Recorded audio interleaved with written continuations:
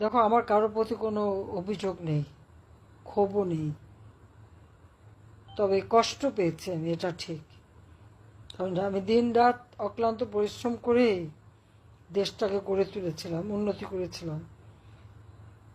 2009 সাল থেকে 2024 সাল পর্যন্ত দেশের শান্তি নিরাপত্তা নিশ্চিত করেছিলাম। কিন্তু তারপর যখন আন্দোলন এবং মিথ্যা অপবাদ দেওয়া হলো, এটা সত্যি খুব কষ্টের ছিল। আমি কিন্তু কখনো মানুষ খুন করিনি বা আমি নির্দেশও দিইনি। এবং যে সকল হত্যাকাণ্ড ঘটেছে, প্রথম যখন ঘটলো, আমি সঙ্গে সঙ্গে কিন্তু জুডিশিয়াল ইনকোয়ারি কমিশন করে দিয়েছিলাম। কারণ আমার সন্দেহ ছিল যে এই লাশ ইচ্ছা করে ফেলা হয়েছে, এবং এটাই ছিল যে লাশ ফেললে সরকার পড়বে, আর যেন মায়ের কোল খালি না হয়, সেই জন্য আমি সরে এসেছিলাম। কিন্তু জানতাম যে একসময় হয়তো সবাই ভুল বুঝবে।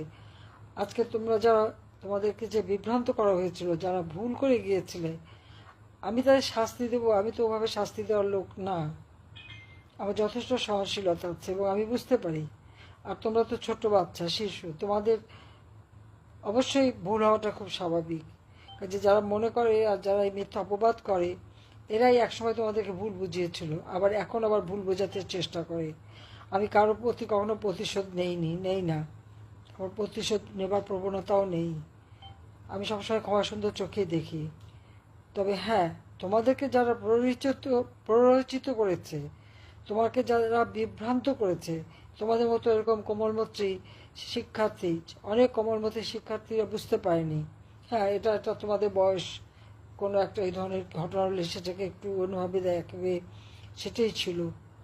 তোমাদের একটা রোমাঞ্চ এসে গিয়েছিল এটার উপরে, সেই জন্যে এটাই এক ধরনের রোমাঞ্চ যে আমরা একটা কিছু করে ফেলবো। কিন্তু এটা যে একটা ভুল পথ ছিল, সেটা যে আজকে বুঝতে পেরেছ, সেটাই হচ্ছে সবচেয়ে বড় কথা। এবং আমার তো মনে হয় যে মানুষ একটা ভুল করে যখন উপলব্ধি করতে পারে যে আমি ভুল করেছি, তো এটাই হচ্ছে সব থেকে বড় বিষয়। কাজে নিশ্চয়ই আমি যারা এভাবে ভুল পথে যে আজকে উপলব্ধি করছে যে তারা বিভ্রান্ত হয়েছিল, তাদের ক্ষমা সুন্দর চোখেই আমি দেখব। কারণ তোমাদের প্রতি আমার কোনো ক্ষোভ নেই, এটা তুমি সবাইকে বলে দিতে পারো। তবে যাদের কারণে এই দেশের সর্বনাশটা হলো, তাদের ছাড় দেওয়া এটা তোমরাই দেবে না, আমি জানি। কেউই ছাড় দেবে না। যে দেশের এই ধ্বংসযজ্ঞ করা আর মিথ্যা অপবাদ দেওয়া, কত মায়ের কোল খালি হয়েছে আজকে, কত শিশু পিতৃহারা, মাতৃহারা,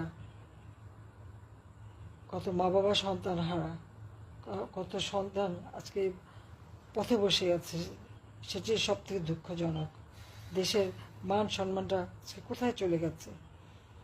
আমার বিরুদ্ধে তো আমার ছোট বোন, 5টা ছেলে মেয়ে মিথ্যা মামলা টামলা দিয়ে, টাকা পয়সা খরচ করে, বিভ্রান্ত করে, এআই দিয়ে, আমাদের বক্তব্য দিয়ে নানাভাবে হয়রানি করার চেষ্টা করছে।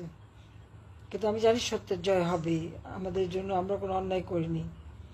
কিন্তু যারা এই দেশটাকে ধ্বংসের দিকে নিয়ে গেল, তাদের ক্ষমা করো না তোমরা, আমি এটুকুই বলবো। কিন্তু তোমাদেরকে বলে দিও যে তোমরা যারা আজকে উপলব্ধি করেছো, নিশ্চয়ই তোমাদের প্রতি আমার কোনো ক্ষোভ নেই। তোমাদের জন্য দোয়া করি যে এই উপলব্ধি থেকে তোমরা দেশকে ভালোবাসতে শিখো আর সঠিক পথে দেশকে পরিচালিত করবে ভবিষ্যতে, সেটা আমি চাই। তা আমার দোয়া নিও।